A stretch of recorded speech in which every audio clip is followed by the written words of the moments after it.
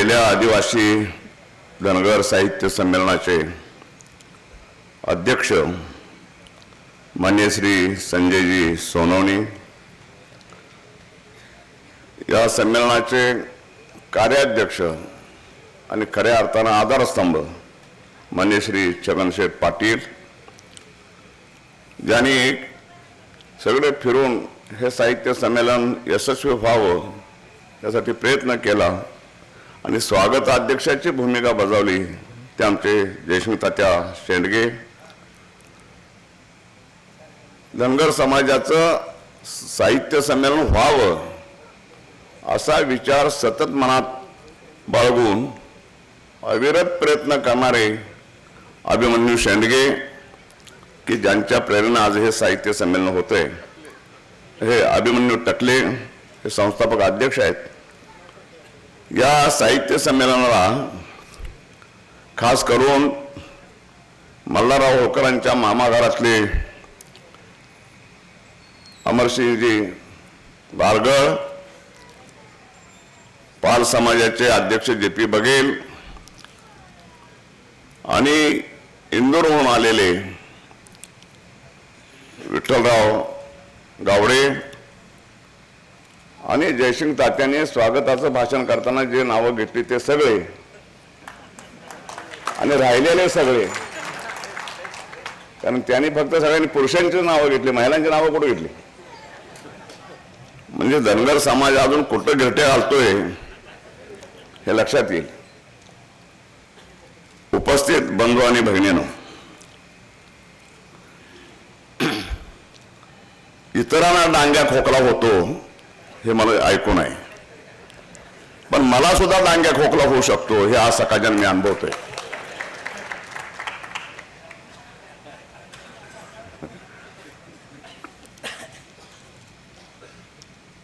काय झालं कुणास ठाऊक, सकाळी उठल्यापासून जो ठसका लागायला सुरुवात झाला ते सगळं झालं।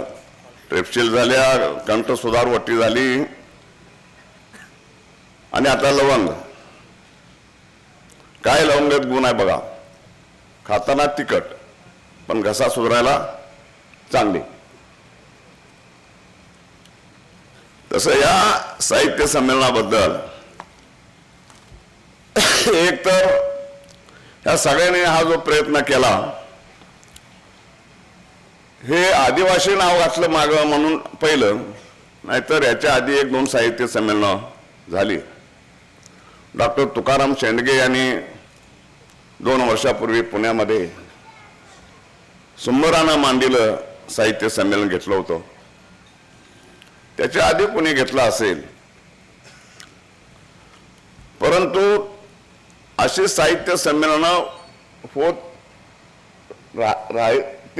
राहायला पाहिजेत याच्याबद्दल दुमत नाही।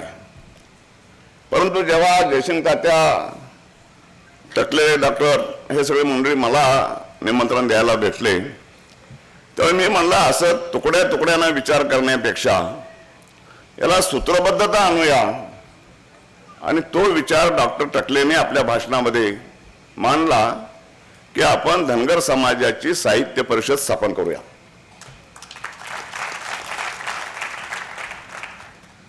आणि त्या साहित्य परिषदेच्या वतीनं दरवर्षी या राज्याच्या निरनिराळ्या भागामध्ये आणि सगळं सूत्र जमलं तर जसं आता मराठी साहित्य संमेलन परदेशात व्हायला लागलं, तसं अन्य प्रांतात सुद्धा जाऊन धनगर समाजाचे साहित्य संमेलन व्हावीत यासाठी आपण सर्वजण प्रयत्न करूया। आज हे साहित्य संमेलन इथं होतंय, थोडीशी याला वेगळी किनार आहे। हे धनगर समाजातल्या एका विचार प्रणालीच्या लोकांचं साहित्य संमेलन इथं होतंय, जमलेले सगळे त्या प्रणालीचे आहेत असं म्हणायला मी तयार नाही। जर आपण सगळ्यांना बरोबर घेतलं असतं तर हे साहित्य संमेलन, आदिवासी साहित्य संमेलन पहिलं, हे सुद्धा हे सभागृह पुरलं नसतं।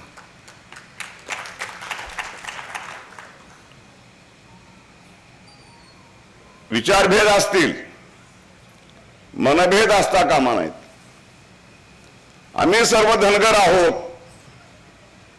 ह्याच्याकडे आपलं दुर्लक्ष होता कामा नये. आपण दलित समाजाकडे पहा. आज महाराष्ट्रामध्ये त्यांच्या 33 संघटना आहेत. 33. पण एका ठिकाणी गावात कुठं खोट होऊ दे, हा तू संघटनेचा का त्या संघटनेनं ते घर कुठल्या संघटनेत होतं हा विचार न करता सगळे तुटून पडतात. आपल्या न्याय हक्कासाठी भांडतात, झगडतात. हे आपण धनगर समाजानं शिकलं पाहिजे असं माझं मत आहे. शिकलं पाहिजे. आमच्यातला हा मत्सर किती गेला हो सोनवणे साहेब. महादेवजी जानकर यांचा माझा अतिशय लोक. आजही भेटलं तर लावून मला नमस्कार करतात. पण त्याचं सूत्र काय, त्याने बोलून दाखवलं, तुम्ही जे कराल त्याच्या विरुद्ध मी करणार. आणि म्हणून महाराष्ट्रामध्ये किंवा सगळीकडेच देशामध्ये अहिल्यादेवींची पुण्यतिथी साजरी होत होती. जयंती नव्हती. पण त्याने कॅलेंडर हुडकून काढलं. 31 मे तारीख काढली. तिथी नाही काढली कारण मग ते प्रतिगामीपणाचं होईल. ते कुठे गेले आमचे. तिथी म्हणलं की प्रतिगामीपणा, तारीख म्हणलं की पुरोगामीपणा. असला खोळा विचार ठेवायचा. असं नका खोळा विचार. पण त्याने जयंती सुरू केली. आम्ही आता ठरवलंय की पुण्यतिथी करायची आणि जयंतीही करायची. कारण जेव्हा महाराष्ट्र शासनानं शिवजयंतीची तारीख नक्की केली 18 फेब्रुवारी 19 फेब्रुवारी, तेव्हा मग वाद निर्माण झाला. मग ते अक्षय तृतीयेची खरी मानायची, एका ती तिथीप्रमाणे करायची, एका तारखेप्रमाणे करायची. योगायोगानं एक दिवस बाबासाहेब पुरंदरे आणि मी बरोबर होतो. मी म्हटलं बाबासाहेब खरी पुण्यतिथी कुठली म्हणायची, शिवसेना प्रमुख म्हणतायत ते काय हे सरकार म्हणतायत. ते म्हणले शिवजयंती रोज साजरी करावी. चांगल्या गोष्टी पुन्हा पुन्हा लोकांच्या पुढे मांडायला आणि त्याच्यातून जर लोकांना प्रेरणा मिळत असेल, समाज जीवन बळकट होत असेल तर संकोच बाळगायचं काय कारण आहे म्हणले. रोज शिवचरित्र मांडावं. तसं अहिल्यादेवींची जयंती, पुण्यतिथी हे सगळं साजरं करावं. परंतु खुळापणा करू नये असे माझी आपल्याला सगळ्यांना नम्र विनंती आहे. आता ते घोड्यावर बसलेलं चित्र एक लावायचे, सगळं तरुणांच्या मध्ये हुक्के आलेले आहे. आपण पाहतो का ते चित्र कोणाचं आहे?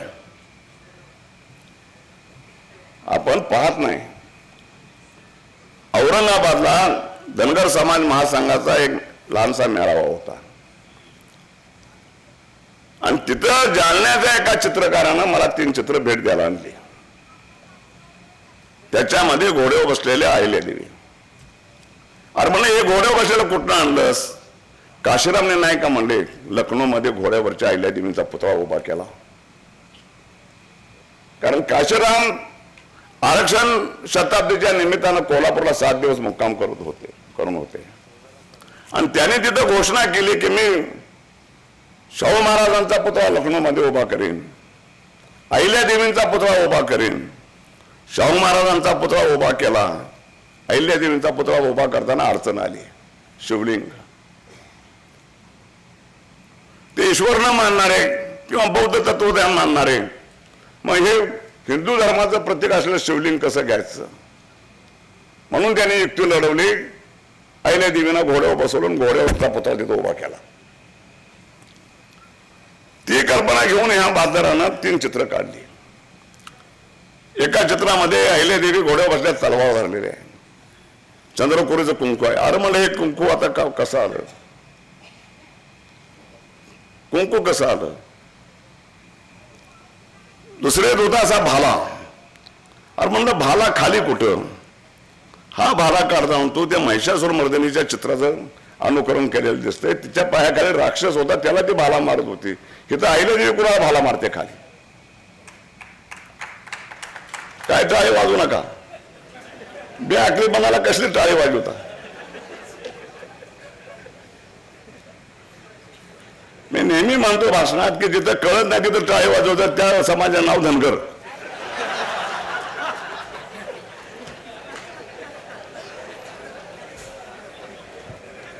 अशी ती विचित्र चित्र काढली आणि तेच चित्र आता आपले लोक काही खाली खरं म्हणजे ते चित्र तुळसाबाईचं. यशवंतरावच्या पश्चात 4 वर्ष जिनं जहागिरी लढवली आणि त्या मालकमला टक्कर दिली ती महाराणी तुळसाबाई. महाराणी तुळसाबाई तिचं चित्र, तिच्या काळात गळाभर दागिने, तिच्या हातात हातभर बांगड्या सोन्याच्या. अहिल्यादेवी संन्यासिनी थी, पांढरं पातळ आणि तसलाच गंध आणि तसलाच पेहराव. आणि आम्ही त्या चित्राला अहिल्यादेवी म्हणतोय. सोनवणे साहेब, आम्हाला सुद्धा 10-12 वर्षापूर्वी फार काय कळत नव्हतं. मी बरेच पुस्तक लिहिली, त्याच्यामध्ये अहिल्याबाईचा उल्लेख अहिल्याबाई असा मी केला. परंतु गेल्या वर्षी मी अहिल्यादेवींचं चरित्र लिहिलं आणि त्याच्यामध्ये एक 70-80 पुस्तकं वाचली मोठमोठ्या लेखकांची. त्याने पुण्यश्लोक हा उल्लेख केलेला आहे, त्याने देवी हा उल्लेख केलेला आहे. आणि म्हणून आपण सगळ्यांनी अहिल्यादेवींचा उल्लेख करताना पुण्यश्लोक अहिल्यादेवी होळकर करण्यात काय प्रतिगामीपणा आहे? मला वाटतं काय प्रतिगामीपणा आहे? राजमाता महाराणी नाही भाग्य लाभलं त्या मातेला. राजपुत्राची आई व्हायचं नाही भाग्य लाभलं, ते सुभेदार पुत्राची आई झाली. महाराणी सिंहासन बसलेल्या राजाची पत्नी व्हायचं भाग्य तिला नाही लाभलं. खंडेरावला सुभेदारीची सुद्धा वस्त्र मिळाली नाहीत. इतकं अहिल्यादेवींचं दुर्दैव. तर हे सगळं आपण लक्षात घेतलं पाहिजे आणि वास्तवाचं भान ठेवून धनगर समाजानं वागलं पाहिजे असं मला वाटतं. कच्च्या विटा घालून जर आपण इमारत बांधली तर ती इमारत उभा राहणार नाही, ती इमारत कोसळल्याशिवाय राहणार नाही. म्हणून इतिहासातले कच्चे दुवे घेऊ नका. सोनवणे साहेबांनी उपकार करून ठेवला तुमच्या आमच्यावर की ते यशवंतराव महाराजांचं चरित्र लिहिलं. कुणाला माहित होते? कुणाला माहित होते? आणि आम्ही सगळे असे दळबद्री यशवंतराव महाराजांचा का उल्लेख असा करतो? यशवंतराव होळकर फार तर महाराज. शिवाजी महाराजांनी स्वतः राज्याभिषेक करून घेतला, ते छत्रपती झाले आणि त्यांच्यानंतर पहिला राज्याभिषेक करणारा हा मराठा राजा हा छत्रपती का नाही? शपथ घ्या आज की यशवंतरावांचा उल्लेख करताना छत्रपती महाराजा यशवंतराव होळकर असा आम्ही करू.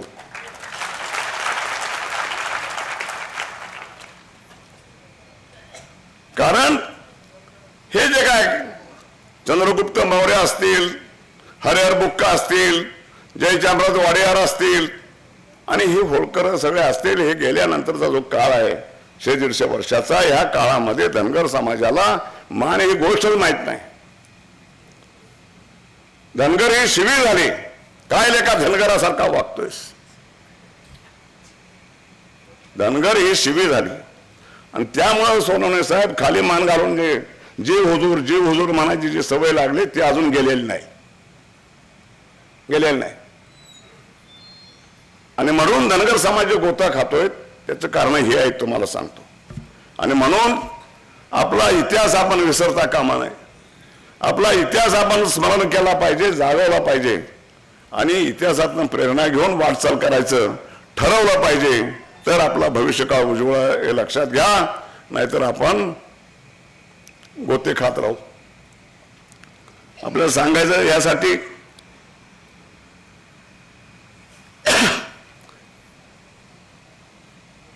की जसं आता धनगर समाज आहे केवळ राज्यकर्त्यांचीच वर्णना केली म्हणजेच समाज जीवन पुष्ट होतं असं मानायचं काही कारण नाही. समाजामध्ये अनेक थोर व्यक्ती झाल्या. मला इथं आल्यावर बरोबर काय खटकलं असं माहिती आहे, मी जरा तोंडाचा फटकळ माणूस आहे. सगळ्यांचे फोटो लावले. बॅरिस्टर टी के शेंडग्यांचा का फोटो नाही होते?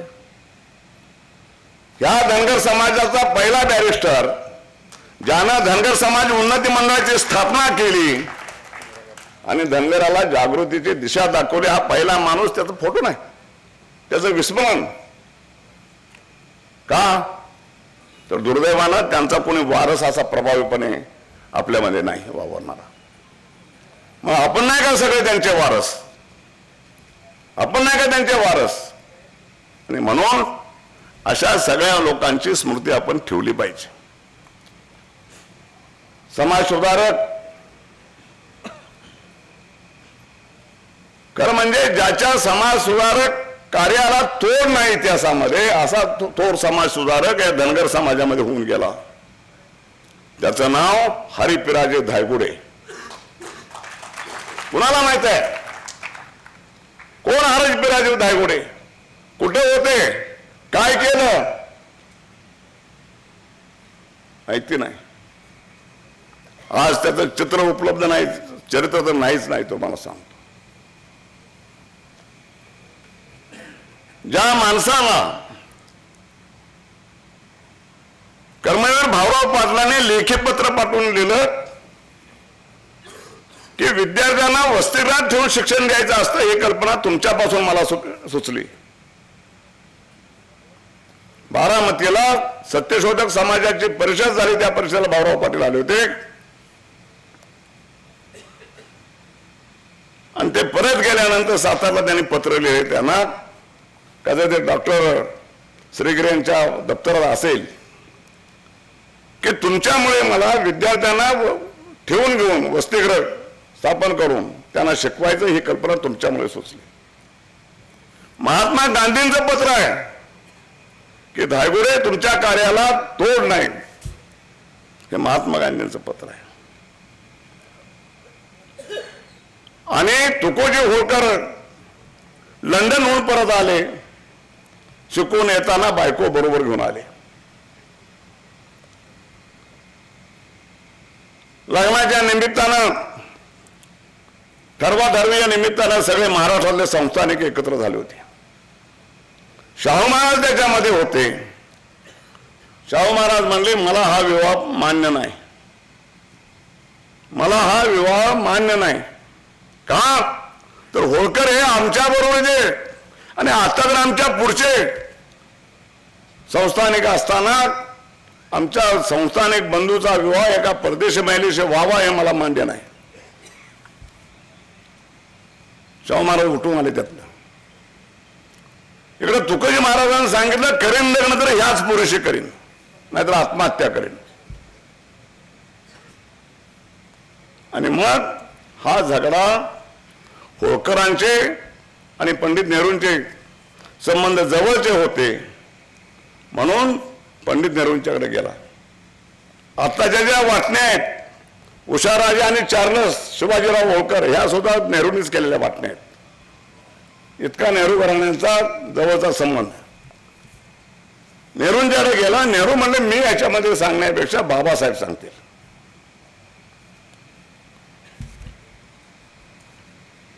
बाबासाहेबांच्याकडे गेलं. बाबासाहेबांनी सांगितलं बारामतीला हरिपिराजे धायगुडे यांच्याकडे जावा, ते तुम्हाला मार्ग सांगतील. काय बाबासाहेबांचा हरिपिराजे धायगुड्यांचा संबंध? तर एका वकिलीच्या कामाच्या निमित्तानं हे बारामतीला बाबासाहेबांना यायचं होतं. तेव्हा आत्तासारखे हॉटेलं वसतिगृह नव्हती, हॉटेलं वसतिगृह नव्हती. तेव्हा बाबासाहेबांनी गांधीजींना विचारलं की मला महाराष्ट्रात जायचं आहे बारामतीला, मी कुठं राहू? त्यांनी सांगितलं बारामतीमध्ये हरिपिराजे धायगुडे, त्यांना तुम्ही भेटा, ते तुमची सोय करतील. आणि मग बाबासाहेबांच्या निरोपावरून हरिपिराजे धायगुडे यांनी त्यांना निमंत्रण दिलं. हरिपिराजे धायगुडे कुठं व्यवस्था करतील? तर या महाराष्ट्रातच नव्हे, या देशात मुलींच्यासाठी पहिलं वसतिगृह स्थापन करणारा आणि सगळे आपली जायदाद गेली तर खर्च न बाळगणारा माणूस म्हणजे हरिपिराजे धायगुडे. त्यांचा मुलगा हा माझ्या भावाचा जावई, पण त्यानं सुद्धा बापाला लांब ढकललं. का तर आमच्यासाठी जमीन जुमला ठेवला नाही, वसतिगृहाच्या ह्याच्यात विकून मोकळा झाला म्हणून.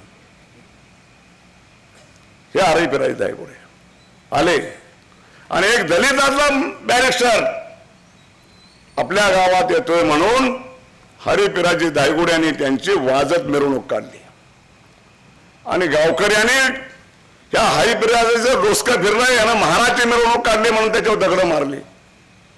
हरिपिराजी जखमी झाले आणि खोटी केस त्यांच्यावर घातल्यावर 3 महिन्याची हरिपिराजींना शिक्षा झाली. हाय असा कोण समाजसेवक या महाराष्ट्रामध्ये आहे आपल्याला माहित का नाही? याच्यावर पुस्तकं लिहायची का नाही? याच्यावर प्रकाश टाकायचा. बाबासाहेबांनी सांगितलं हरिपिराजीकडे जा. तुकोजी महाराजांचे दूत आले, यांना भेटले. नाशिकला कुंभमेळा होता, शंकराचार्यांचा मुक्काम तिथं होता. हरिपिराजी तुमच्या विचाराचे, परंतु त्यांना घेऊन गेले शंकराचार्यांच्याकडे. कारण अडचणीतनं मार्ग काढायला आमकंच हत्यार वापरेन असं काय नाही, उपयोगी पडेल ते हत्यार वापरावं लागतं. आणि शंकराचार्य गेले, त्यांना भेटले, म्हणले अशा असा. त्यात मला अवघड काय म्हणले, त्या मुलीला आपण हिंदू करून घेऊ, तुम्ही म्हणजे हरिपिराजी दत्तक घ्या तिला आणि कन्यादान करा. आणि असा तुकोजी महाराजांचा त्या इंग्लिश बाई बरोबर विवाह झाला. पण शाहू महाराजांना हे पसंत नव्हतं, त्याने आपली भावाची आपली सख्खी बहीण दिली. काय हो विठ्ठलराव, खरं आहे आमचं? तुम्ही इंदूरवाले, तुमची साक्ष पाहिजे. आणि शब्द कसे पाळायचे असतात. हा विवाह होण्यापूर्वी शाहू महाराजांचं निधन झालं.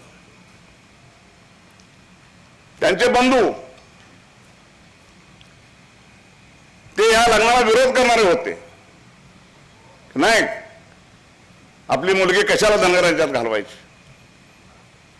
पण शाहू महाराज गेल्यानंतर त्यांचे बंधू विक्रमसिंह गाडगेंचे वडील, विक्रमसिंह गेले बिचारे आता, त्यांचे वडील त्यांनी सांगितलं माझ्या भावानं शब्द दिलाय, मी तो पुरा करणार.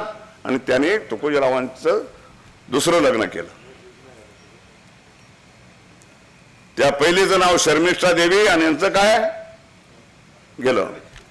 तर असा हा समाज सुधारक कोण आपण त्यांच्यावर लिहितोय, हे लिहायला पाहिजे नको, जगाला कसं माहिती होईल. त्याने लिहिलं म्हणून यशवंतराव माहीत झाले. कुणीतरी आपली लेखणी उचला, संशोधन करा. अजून हरिपिराजीचे नातेवाईक वगैरे आहेत, माहिती मिळेल. आणि श्रीगिरी यांच्याकडे असलेली फाईल जर मिळाली तर दायगुड्यांना प्रकाशात आणता येईल. आता हे तुळसाबाईचं त्यांनी सांगितलं, स्वातंत्र्य संग्राम युद्धाची पहिली सेनानी झाशीची राणी ही तुळसाबाई जर ब्राह्मण घरात जन्माला आले असते ना, तर तिचे सोन्याचे पुतळे करून बसवले असते. महाराष्ट्राला तुळसाबाई सोडा अहिल्यादेवी माहिती आहे का? महाराष्ट्राला अहिल्यादेवी सुद्धा माहिती नाही आणि होळकर तर काही माहितीच नाहीत. त्याचं कारण यशवंतराव महाराजांनी पुणे जिंकलं आणि 3 महिने मुक्काम करून, इतिहास किती खोटा असतो, पुन्हा जाळलं. आमचे लोक सांगतात यशवंतराव महाराजांनी पुन्हा जाळलं, 12 दिवस पुन्हा जळत होतं. पुन्हा जाळलं असतं तर शनिवारवाडा कसा राहिला असता.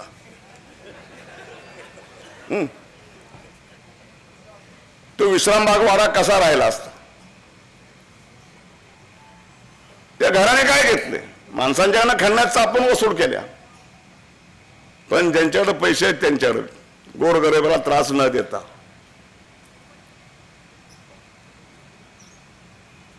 ह्या तुळसाबाईचा इतिहास मला कळलं. आमचे रुपणाप्पा त्यांना म्हणाले की तुम्ही लिहा म्हणून. माझं म्हणणं की त्यांनी तर लिहावंच, पण 10 जणांनी का लिवडे आपापल्या दृष्टिकोनातून. एखादं चरित्र साकार होताना एका दृष्टिकोनातून न होता 10 जणांच्या दृष्टिकोनातून ते पुढे आलं पाहिजे. तुळसाबाईचं आलं पाहिजे, या भीमाबाईचं आलं पाहिजे. या सगळ्यांची चरित्र यायला नकोत का? मल्हाररावांचं समग्र चरित्र आहे का महाराष्ट्रात? त्या भटानं लिहिलं आया मल्हार, आणि आमचाच माणूस ते स्टॉल वर ठेवून येतोय की ज्याच्यामध्ये मल्हाररावांची बदनामी केलेली आहे. जेव्हा मी वाचलं तेव्हा मी त्याला पत्र दिलं, त्याचा निषेध केला, सरकारला याच्यावर बंदी घालावून मागणी केली, विधिमंडळाचा आवाज उठवला, पण सरकार बी तसलंच. हे कोण करणार? नुसतं आम्ही आमच्या गटाचं अमक्या तटाचं हे म्हणत बसू नका. ते गटतट करा. गटतट यासाठी करा, या महाराष्ट्राला 1.25 कोटी धनगर समाज आहे, दऱ्या खोऱ्यात राहतोय, याला संघटित करायचा. एखादा महापुरुष अजून धनगर समाजात जन्माला आलेला नाही. आमच्यासारखं पुढे 10% 5% काम करतायत. अनेकांनी पुढे यावं, संघटना काढाव्यात आणि समग्र धनगर समाजाला गवसणे घालावी. आणि ती गवसणे घालताना हम सब एक है हा नारा दिला पाहिजे. नारा दिला पाहिजे, हम सब एक. त्यांना वाटते हम सब एक आहे म्हणल्यावर लोक आम्हाला कमी लेखतील, एकटे गाठून अडचणीत आणतील, म्हणून हम सब अनेक है हे चाललंय. हम सब अनेक है, एक ना धड भाराभर चिंध्या, ही धनगर समाजाची आजची अवस्था आहे. अवस्था आहे. मी कुणावर टीका करायला तयार नाही.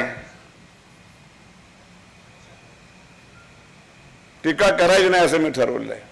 चुकून एकदा महादेव जानकरांच्यावर केली, चुकून. त्याचं कारण असं आहे की आमच्या समाजातल्या पुढाऱ्यांना आम्हीच जर नावं ठेवायला लागलो तर बाकीचे काय करतील? आमचं दुर्दैव असं आहे की धनगर समाजाला सक्षम असा नेता अजून मिळत नाही. आणि मग तुझा तू वाढवी राजा या न्यायानं समाजानं आपल्यातल्या चांगल्या माणसाला प्रोत्साहन दिलं पाहिजे, ज्याचे विचार प्रगल्भ आहेत, सगळ्या समाजाला 18 पगड जातीला 32 शाखाला बरोबर घेऊन जाणारे विचार आहेत, अशा माणसाला प्रोत्साहित केलं पाहिजे, त्याच्या पाठीशी उभा राहिलं पाहिजे. ही आज काळाची गरज आहे. आणि तशा प्रकारच्या साहित्याची निर्मिती व्हायला पाहिजे. कुणाला खंत आहे हो? धनगर समाजातल्या 32 पोट शाखा, काही शाखा संपत आल्या. काल हंसराज आहिर आले होते इथे आमच्या सांगलीला, गवळी. मला मागे एकदा म्हणले, मी बीजेपीत असताना अण्णा आमचं एकदा संमेलन घेऊया. म्हणलं आम्ही घेतोय तो तुमचं नव्हतं का? म्हणजे तुमचा आमचा काय संबंध? म्हणजे आपण जे गवळी धनगर म्हणतो, यातली एक मोठी शाखा आपल्याला धनगर मानायला तयार नाही.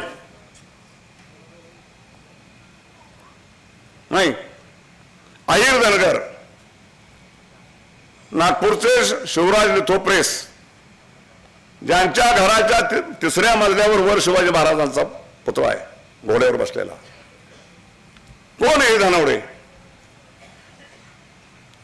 घराच्या खाली बिरोबाचं देऊळ, त्याला लागून यांची मारी, त्याच्यावर शिवराज देतो प्रेस. हे आम्ही मराठे बनायला लागले. आमचा काय धनगराचा संबंध? आणि आज आहिर धनगरामधली एक मोठी ब्रँच आज मराठ्यांची सोयरिकी करून राहिलेली आहे. आमचे नेते अध्यक्ष बीजेपीचे, आमचे महाराष्ट्राचे सूर्य मांजे वाढले, त्यांची बायको त्या घरातली.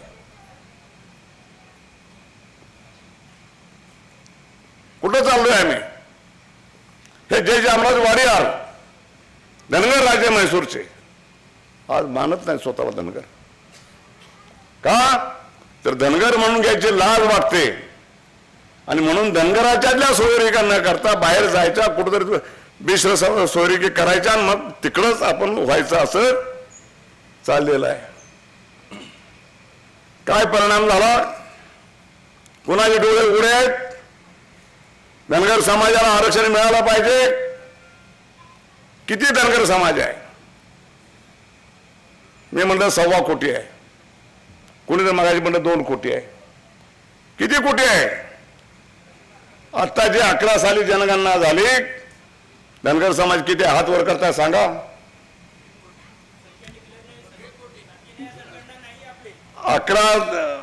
11 सालचा जनगणनेचा अहवाल प्रसिद्ध झाला आणि गणपतरावने त्या अहवालाची प्रत दिली. आम्हाला सांगितलं महाराष्ट्रात धनगर समाज 28 लाख आहे.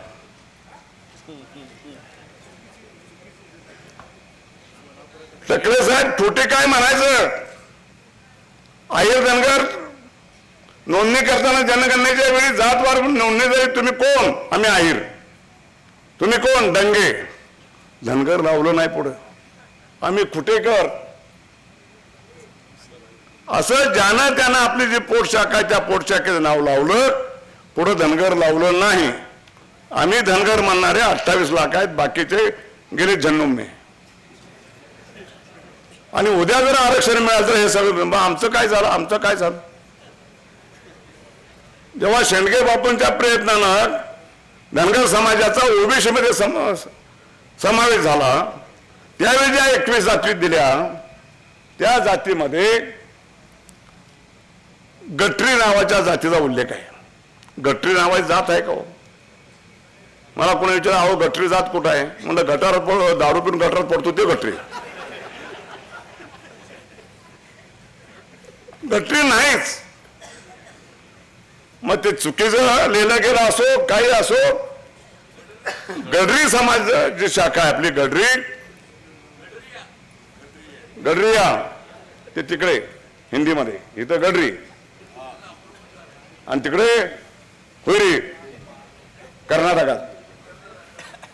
तर ही गडरी जात आज आहे का या 21 जातीमध्ये? नाही. बंडे आहे, बंडगर आहेत का 21? बंडे आहेत, बंडगर नाही. बघा काढून 21 लिस्ट. आणि त्यामुळे काही जातींचा आता रोटी बेटी व्यवहार सुद्धा होणं बंद झालं. आणि जी लोणारी ही धनगरांची पोट शाखा नाही. लोणारी समाज वेगळा आहे, ते आलं म्हणजे घरचं झालं थोडं आणि बाहेरच्यानं झालं घोडं. तसं लोणारे आमच्यात आले. कोण याचा विचार करणार? हे विचार करणारं समाजाचं विद्वत मंडळ असलं पाहिजे. ते विद्वत मंडळ म्हणजे साहित्य परिषद असं मी मानतो.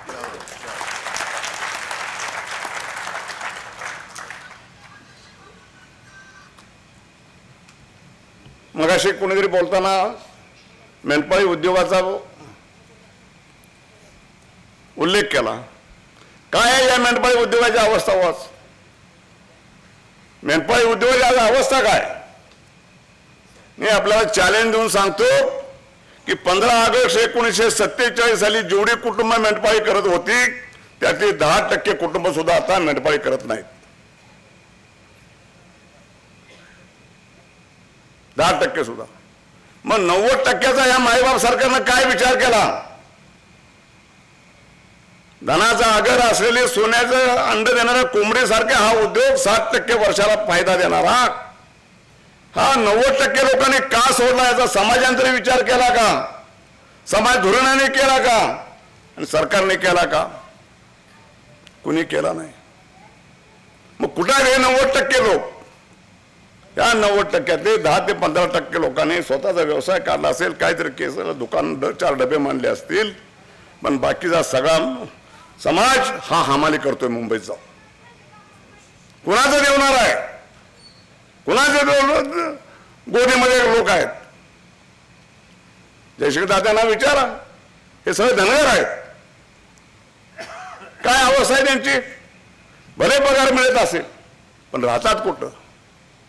नरकाला लाजवेल अशा झोपडपट्टीमध्ये राहतात. म्हणजे जित्या जागत्यापणे जर नरकाचं जीवन कोण जगत असेल या देशात, या स्वराज्यात, तर धनगर समाज. याची खंत कुणाला? तुम्हाला, मला. राहिला कोणी विभा जय जय. आणि ह्यांचं काय?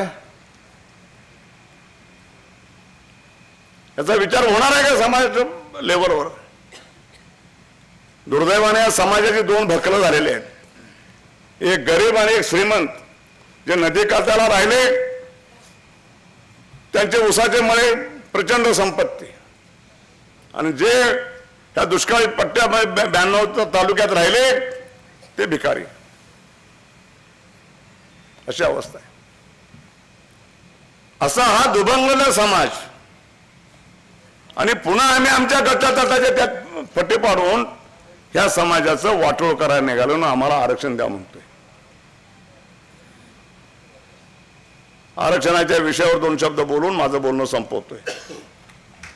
काय आहे आरक्षणाची अवस्था? ते टाटा कमिशन नेमलं, आनंदाची गोष्ट आहे. पहिल्या फेज पर्यंतचं जे काम झालं टाटा कमिशनचं ते आपल्या फायद्याचं झालं. काय फायदा होता? तर आतापर्यंत धनगर समाज अनुसूचित जातीचा आहे याचे पुरावे कुणी मानले नाहीत. धनगर समाजाला अनुसूचित जातीत घाला ही मागणी आहे. अगदी परवा 4 सालापर्यंत ही मागणी आहे, धनगर समाजाचा अनुसूचित जमातीत समावेश करा. मग त्याचं उत्तर ठरलेलं आहे की धनगर समाज आदिवासींच्या मध्ये समावेश करायच्या ज्या शर्ती आहेत त्या पुरा करू शकत नाही, त्यामुळे त्याचा समावेश होणार नाही. ही विधिमंडळातली उत्तर आहेत. कुणी प्रश्न विचारलेला असो, ज्याने समावेश करणार का सरकार म्हणून विचारलं त्याला उत्तर हे मिळालेलं आहे. आणि विधिमंडळात जे उत्तर दिलं जातं, एक शब्द उच्चारला जातो, तर सरकारी डॉक्युमेंट होत असतं. आणि सरकारी डॉक्युमेंट झालेला कागद नष्ट करणं हे सरकारला नवीन पवित्रा घेऊनच करावं लागतं. नवीन पाऊल उचलून सुखासुखी होत नाही. आणि मला जेव्हा धनगर समाजाचं 92 साली मी बीजेपीत असताना धनगर समाजाचं म्हणून काम करायला सांगितलं. काही लोकांना सांगितलं, गोपीनाथला सांगितलं तुम्ही वंजारी समाजाचं करा, मला सांगितलं धनगरांचं करा, फरांद्यांना सांगितलं माळी समाजाचं काम करा. त्याचे कारण वेगळे आहेत, ते सांगून वेळ घेत नाही. पण तेव्हा काम करताना आम्ही जेव्हा जेजुरीला धनगर समाज महासंघाची स्थापना केली त्यावेळी काय निदान धनगर समाजाचे दुःख आहेत, मागण्या काय आहेत बघावं म्हणून कागदपत्र चालली. महाराष्ट्राचा 1958 सालचा ग्रामपंचायत कायदा, या कायद्यामध्ये परिशिष्ट 2 मध्ये मागास जमाती कुठल्या महाराष्ट्रात त्याची लिस्ट दिली, आणि त्याच्या परिशिष्ट 2 मध्ये 36 क्रमांकावर ओरान धनगर असं स्पष्ट लिहिलं आहे. आता 58 साली सरकारनं प्रसिद्ध केलेल्या कायद्यामध्ये धनगर स्पष्ट लिहिलं असताना त्याला का आरक्षण मिळालं नाही? 56 साली वाटलं ते. महाराष्ट्रामध्ये 56 साली आरक्षण लागू झालं, काय मिळालं नाही? तर ती यशवंत नीती. त्या पोरानं जे साप्ताहिक काढलं घोंगडं, तुळजापूरचे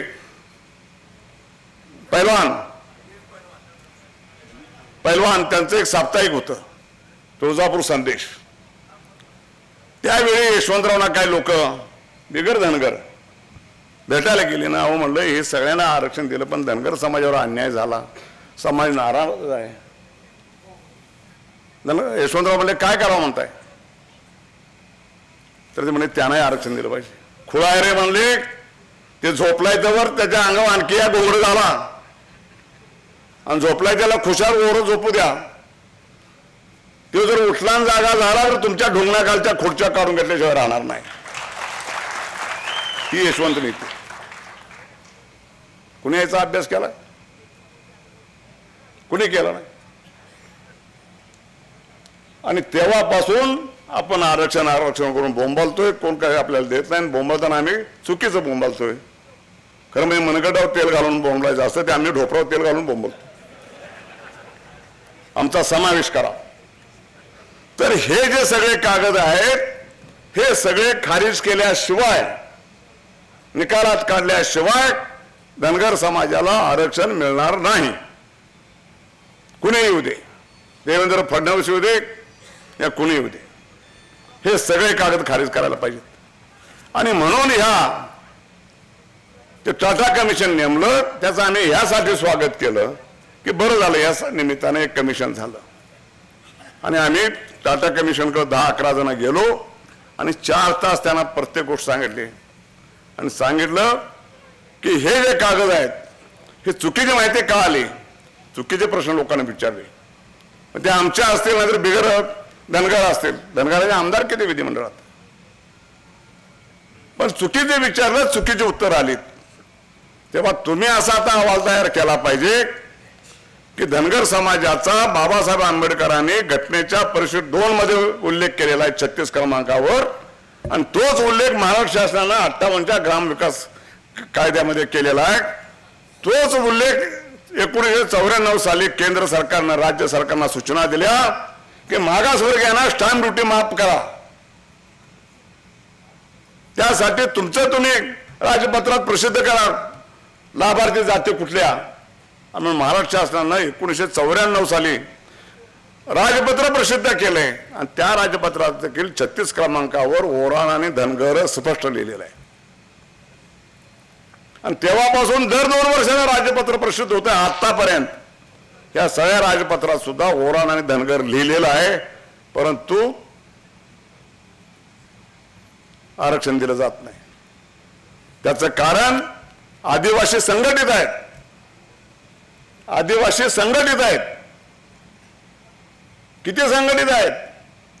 1985 साली आदिवासीच्या सगळ्या आमदारांनी खासदारांनी एकत्र येऊन एक सुप्रीम कोर्टात दावा लावला आणि आदिवासी म्हणून असलेल्या 12 जमाती की ज्या जमातीत आमदार झाले, खासदार झाले, मंत्री झाले आदिवासी म्हणून, त्या 12 जमाती आदिवासी नाहीत असं कोर्टाने जाहीर करावं म्हणून दावा केला आणि त्या दाव्याचा निकाल 87 साली लागला आणि ते भिल्ल, गोवारी या 12 जाती आदिवासींना काढून टाकल्या. इतकं संघटित आहे तो. नरेंद्र मोदीच्या मंत्रिमंडळामध्ये 50 खासदार आदिवासीचे आहेत. 54 पैकी लोकसभेमध्ये 54 खासदार आदिवासींचे येतात. 50 आले त्यांचे. 50 पत्र दिले नरेंद्र मोदीला की तुम्ही जर द्याला आरक्षण महाराष्ट्रात तर आम्ही निघालो. भाजपचे महाराष्ट्रात 2-3 आमदार निवडून येत होते आदिवासी मधलं. महाराष्ट्रामध्ये आदिवासींचे आमदार किती? 24. 5 खासदार, 24 आमदार, 5 खासदार, 2-3 येत होते. ह्यावेळी बीजेपीतनं 19 आमदार निवडून आले. 4 आले राष्ट्रवादीचे, 1 आला काँग्रेसचा. आता मुळातच 122 लोकांचं हे पक्ष 144 पाहिजेत. शिवसेनेनं दिला पाठिंबा म्हणून चाललंय सरकार.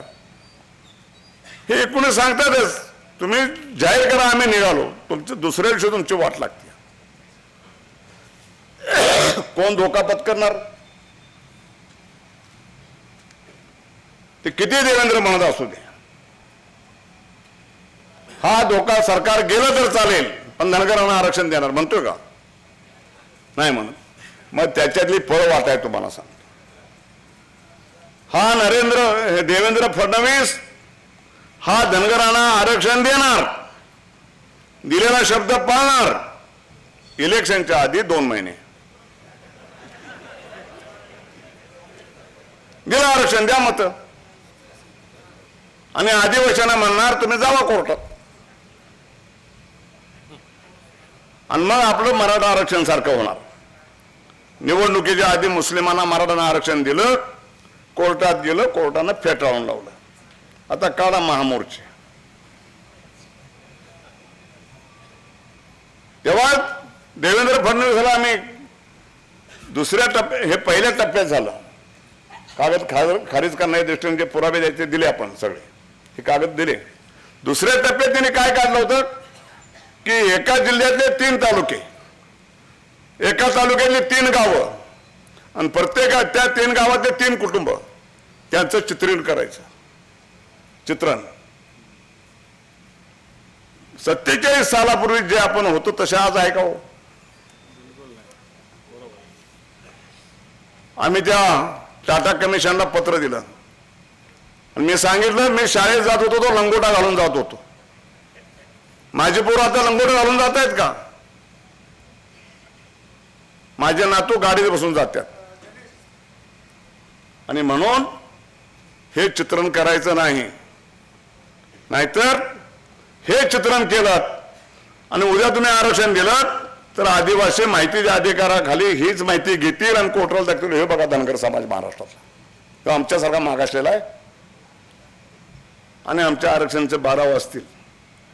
टाटा कमिशनला सांगितलं की तुम्ही हे दुसरा फेज बंद करायची आणि जर तुम्ही आलात तर तुमचे कॅमेरे फोडले जातील. ते बंद झालं. मग आता काहीतरी करून दुसरी फेज परवा देवेंद्र म्हटले की दोन्ही फेजचं काम पूर्ण झालंय, आता मी आरक्षण देणार आहे. आम्ही म्हणतो ते ताबडतोब द्या.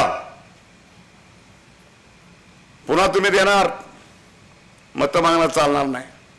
आज आरक्षण तुम्ही आम्हाला द्यायला पाहिजे. कुणीतरी तक्रार करणार असेल तर करू देते ना, कोर्टात जाऊन आम्हाला स्टे लावणार. आम्हाला माहिती आहे ती केस जोरानं लढवून ह्या इलेक्शनच्या आधी तुम्ही केंद्र शासनाला शिफारस केली पाहिजे.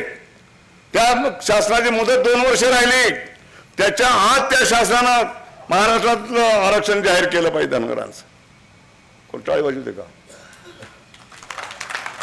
हे धनगर समाज, हे धनगर समाज, हे सुधारण्यासाठी सोनवणे साहेब आम्हाला आरक्षण पाहिजे. हे कळलं पाहिजे. टाळी केव्हा वाजवायची तेव्हा टाळ्या वाजवत बसा. आम्ही आरक्षण आणतो, तुम्ही गट पाडला, काय वाटेल ते करा. तुम्हाला डॉक्टर टकले, तुम्हाला धन्यवाद.